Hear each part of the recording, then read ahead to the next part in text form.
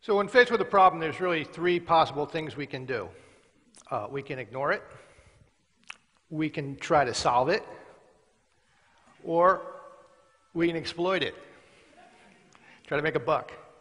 So I'd like you all to think with me today about how some of the people in the tech industry are defining their problems, our problems, and what they're doing about those problems.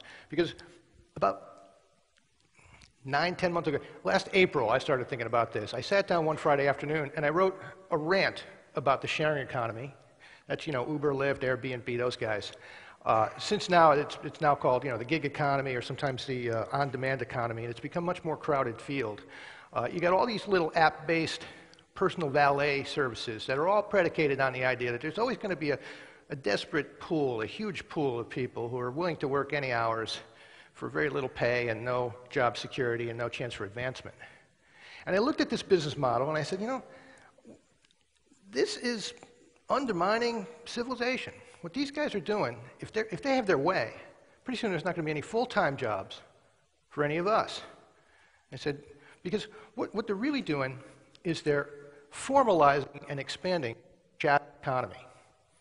Everybody knows what the shadow economy is, right? It's that guy down on Monument Street, maybe selling loose cigarettes or sometimes hats and mittens this time of year, or maybe crack.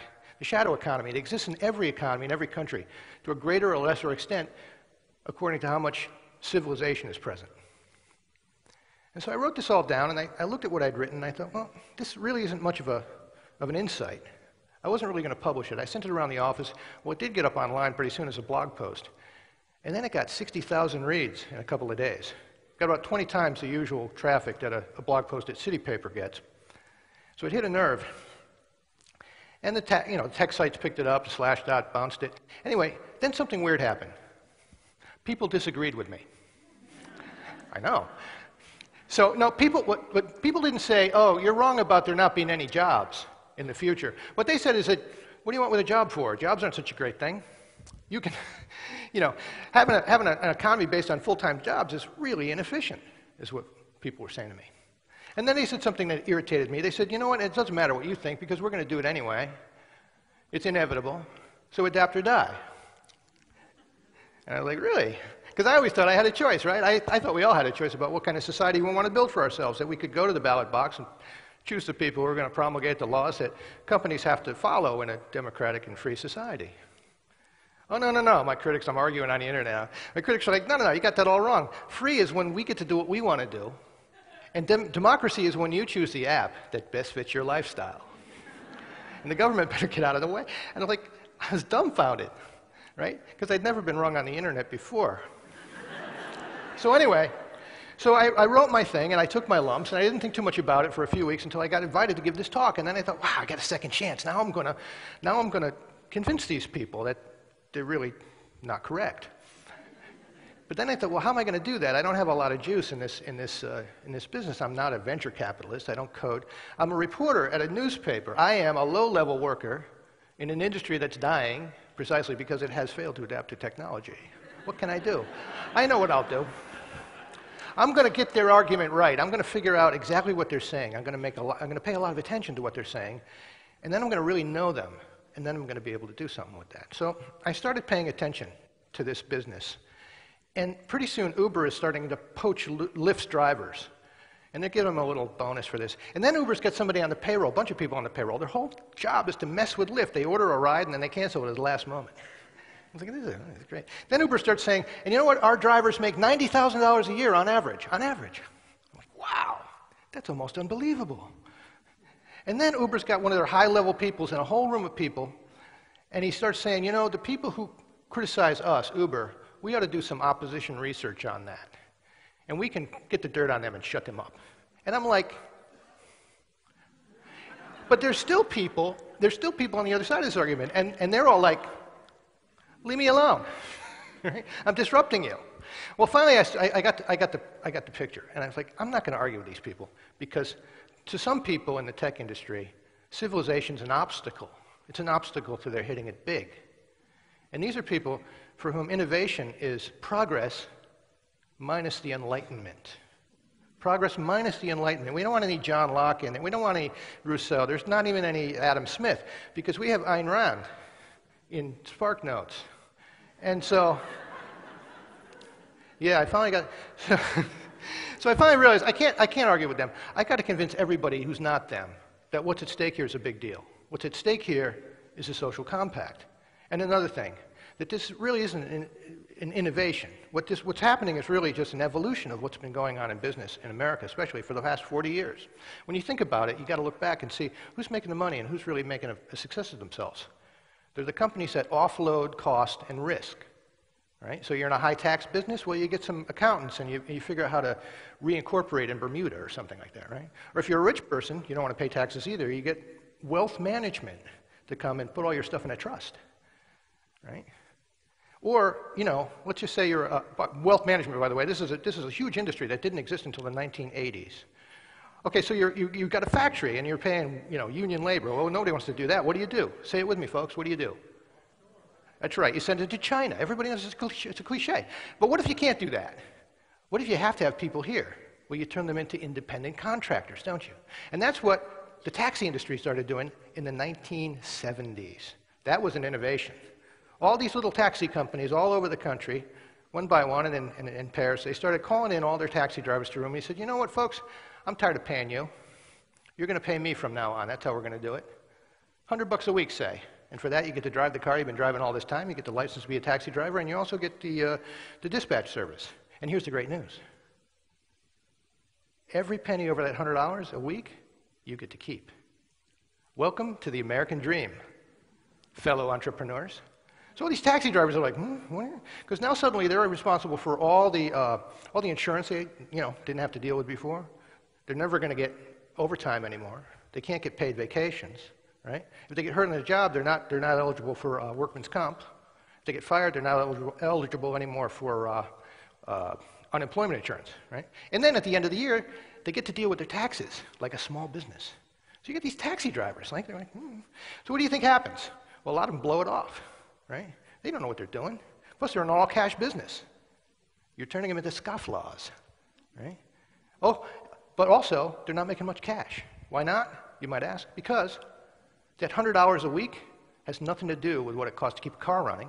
It has everything to do with what the taxi company owners knew it would take those guys and women 40 hours a week to make.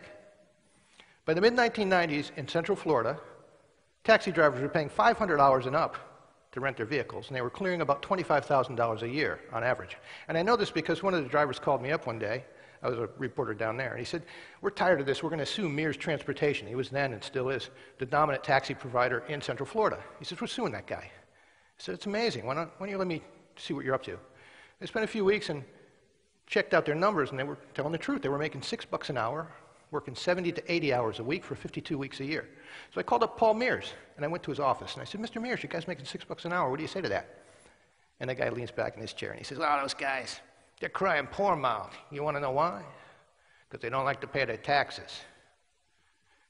Now, at the time, Paul Mears had a 50-foot yacht called Off Duty. Just for fun, a few weeks ago, I checked him out. I wanted to see how he's doing. Turns out now he's got a 78-foot yacht called Off Duty. And look at this. I don't know if you can see that. It's owned by a trust. You know why? Wealth management, my friends, because nobody likes to pay taxes. What are taxes, by the way? Taxes are the price we pay for civilization. Okay, so fast forward. 2010, you're in San Francisco. All these kids, young people, are trying to make a living in coding and stuff like this. A lot of them don't have cars. Taxis are horrible. None of them want to drive us such short distances. They won't come. When they do come, they're surly. The drivers have a bad attitude. Right? The cabs stink. They actually smell inside. You get in the back seat, it's all hammocked up. It's horrible. Taxis suck. Why? All these problems with the taxi industry can be laid at the feet of the 1978 innovation that turned them all into 70-hour, 80-hour-a-week hustlers. Okay? But this is a regulated industry. How could this happen? Oh, well, maybe the taxi companies own the industry. Maybe they own the regulators. This is not a secret either, right? Uber, Lyft, all these guys are talking about how we're against the taxi monopolists. We're going to beat those guys.